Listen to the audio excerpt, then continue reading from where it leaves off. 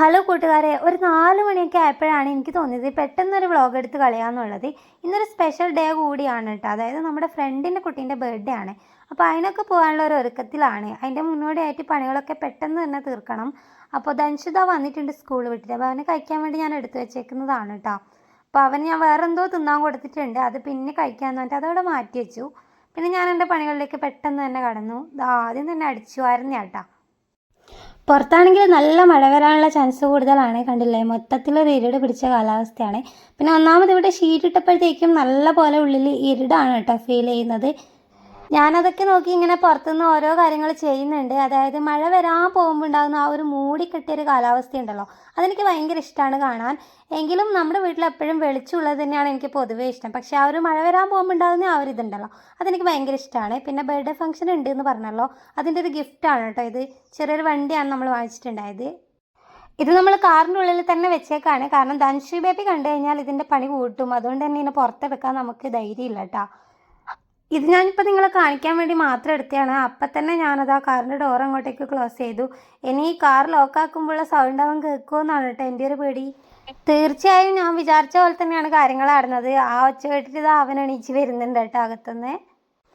ഇന്നലെ ഈ വണ്ടി വാങ്ങിച്ച് കൊണ്ടുവന്നപാടെ തന്നെ അവനൊരു നോക്ക് കാണിച്ചിട്ടുണ്ടായിരുന്നു. അപ്പോൾ തന്നെ അച്ഛൻ്റെ അടുത്ത് പരാതി പറയുന്നുണ്ടായിരുന്നു കേട്ടോ, എനിക്ക് മാത്രം ഒന്നും വാങ്ങിച്ചില്ല എന്നൊക്കെ പറഞ്ഞിട്ട്. അപ്പോൾ ഇത് അവൻ വേഗം കാറിൻ്റെ ചാവി എടുക്കാൻ വേണ്ടി പോവുകയാണ്, ലോക്ക് അയക്കാൻ വേണ്ടിയിട്ട്. എനിക്കത് തുറന്നൊന്ന് നോക്കണം, എങ്കിലേ ധൻഷുവിന് സമാധാനം ആവും കേട്ടോ. അപ്പോൾ ഞാൻ വിചാരിച്ചു അവനൊന്ന് കാണിച്ചു കൊടുക്കുക. വളരെ സാഹസികമായിട്ടാണ് അവൻ അതിൻ്റെ മേലെ കയറിയ ചാവിയൊക്കെ എടുക്കുന്നുണ്ട്. അവൻ്റെ മറ്റേ ജീപ്പിൻ്റെ മേലൊക്കെ കയറിയിട്ടാണ് ചാവി അവിടെ നിന്ന് എടുത്തുകൊണ്ടിരുന്നത്. അവനവിടെ എത്തത്തില്ലല്ലോ. അപ്പോൾ അതാ വളരെ പെട്ടെന്ന് തന്നെ സമയം കളയാതെ കുട്ടി പോയിട്ട് അത് നോക്കുന്നുണ്ട്. നോക്കാനല്ലേ, നോക്കുക വേണ്ടേ?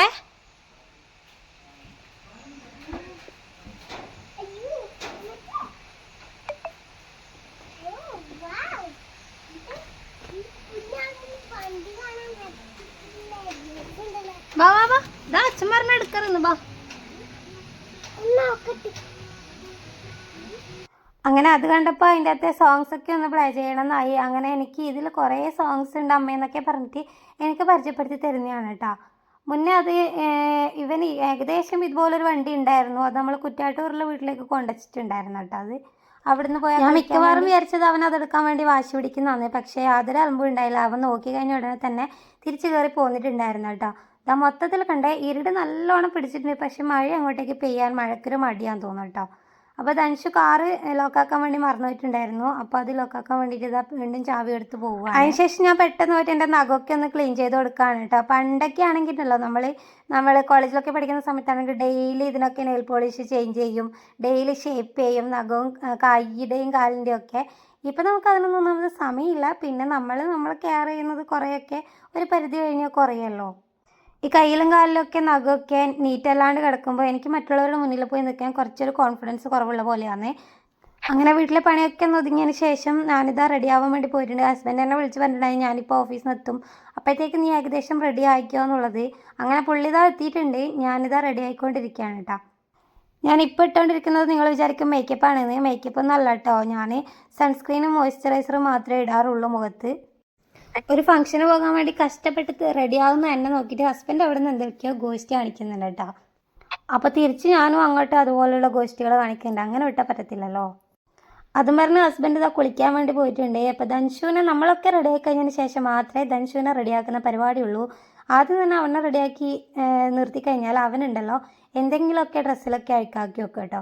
പിന്നെ എനിക്കുള്ള ഏറ്റവും വലിയ കൺഫ്യൂഷനാണ് മുടി എങ്ങനെ കെട്ടണം. എനിക്കങ്ങനെ മുടി അങ്ങനെ ഭയങ്കരമായിട്ട് കെട്ടാനൊന്നും അറിയത്തില്ല. മിക്കപ്പോഴും ഞാനിത് ഫ്രീ ഹെയർ ആയിട്ട് ഇടാറ് തന്നെയാണ് കേട്ടോ. അതുകൊണ്ട് അങ്ങനെയാണെങ്കിൽ കെട്ടേണ്ട പരിപാടി ഇല്ലല്ലോ.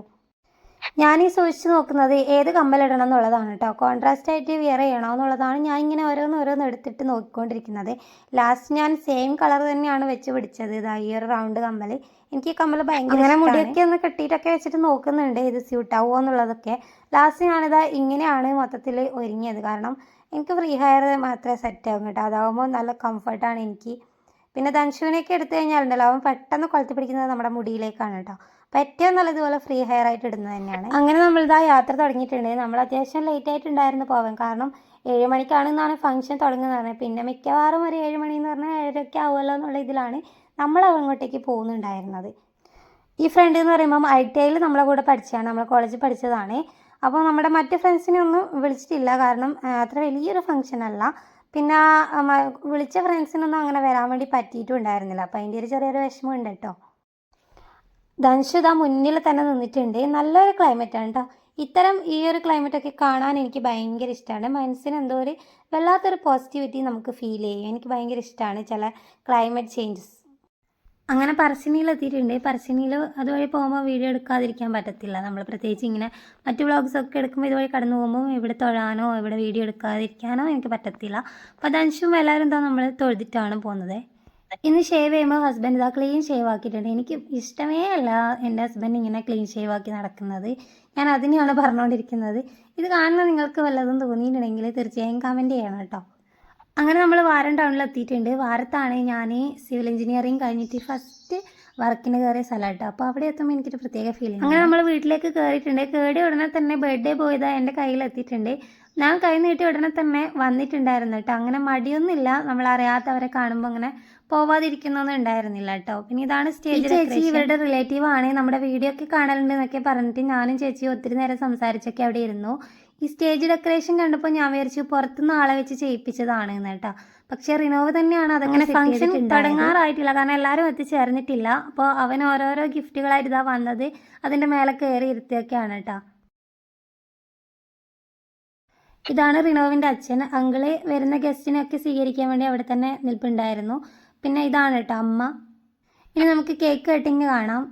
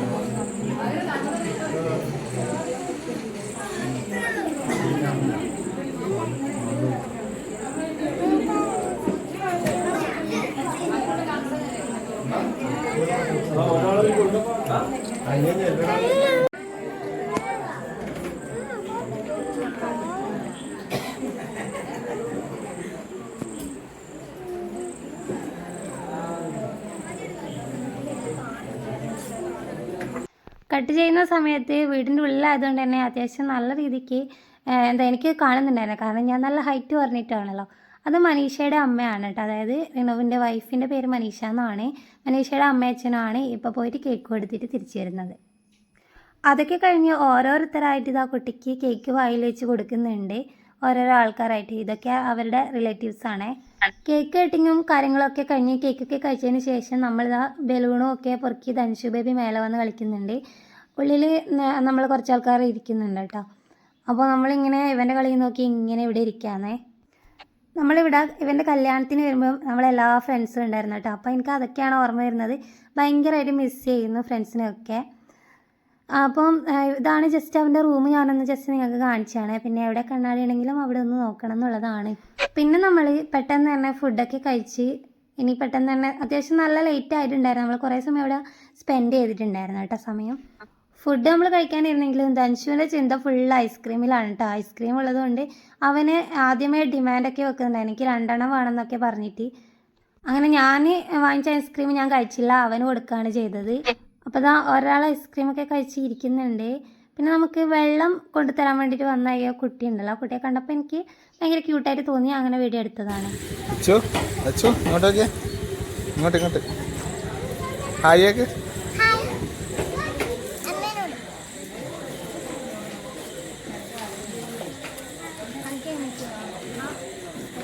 കൊടുത്തേ ഒരിക്കൽ കൊടുത്തേ.